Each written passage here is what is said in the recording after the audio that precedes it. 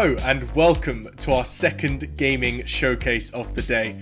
We're going to be talking about arcades today, traditional arcade machines in those places down the road and at the seaside you used to go to as a kid.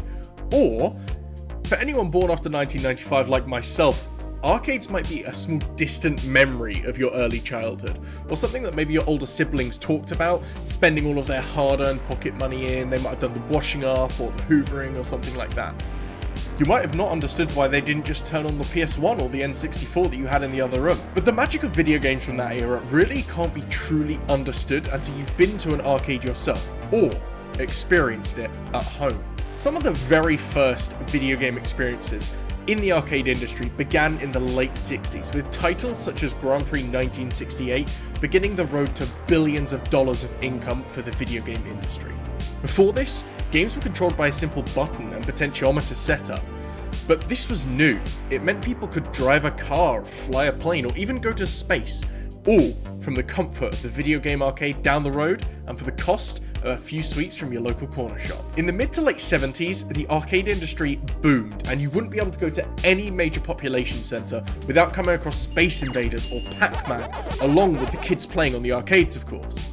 In fact, these games were so popular that upon the release of Space Invaders, created by one-man army Tomohiro Nishikado, a coin shortage was experienced in Japan, and the government of the time had to put an express order in to get 100 yen pieces minted as quickly as possible.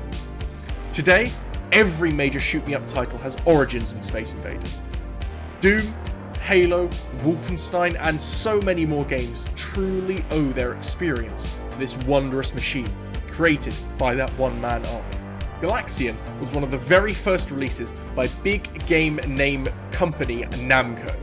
In 1979, it was also the first release in full RGB colour onto the video game market. Being inspired by Space Invaders and created as a better alternative by a team of developers rather than just one person, it's remembered as one of the greatest games to ever come out of this golden age of gaming. Asteroids was Atari's most popular title of all time.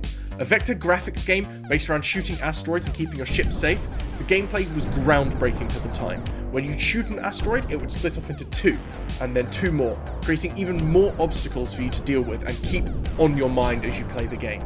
The game was so popular and people were spending so much money in the machines that at places they had to be emptied of coins hourly. 21 billion quarters were dropped into machines in 1981 in the USA alone. By this point, the arcade industry had boomed beyond anyone's expectation, and games were being released weekly by a multitude of companies looking to cash in on this. 1981 was also the very first time a game had a continue option, meaning that games didn't need to be restarted upon your death. You could just pop in another coin and continue the story to eventually get to the ending. This was also the year that internationally huge intellectual properties such as Donkey Kong and Frogger were first created. Eye-pleasing titles with engaging, story-driven gameplay began to become the norm, with customers needing to pump coins into the machine one after the other to find out the ending of the story. We now know, of course, that these actions were addictive, and their impact on the brain is now compared to modern-day slot machines. Luckily, these days, most arcades you go to will charge on the door for you to get in and allow you to have free play on hundreds and hundreds of examples of machines right from the late 60s through to modern-day MAME machines. And you might ask, what do I mean by MAME? We mentioned earlier that it was possible to have the arcade experience at home, and this is where MAME comes in. It's an emulator that allows you to play these classic games without the original hardware. Now, this is quite controversial due to the copyright of these games. A lot of people don't know who the copyright holder was, or if they do know, that person's not being reimbursed for these downloads that are available out there on the internet known as ROMs. However, without the existence of MAME, would these games have even survived? There are examples of games that were only saved by one person, and without the existence of an emulator such as MAME, would that person have gone through all the trouble of taking some broken hardware, recreating the data from it, and making that available freely for the public to use? And if there's no longer a copyright holder you can find, is it truly copyright infringement? And I'll leave those questions open-ended. No one really knows the answer as it stands yet. It's an interesting problem that people are trying to get over in order to recreate the arcade experience in a true way at home. Thank you all very much for listening.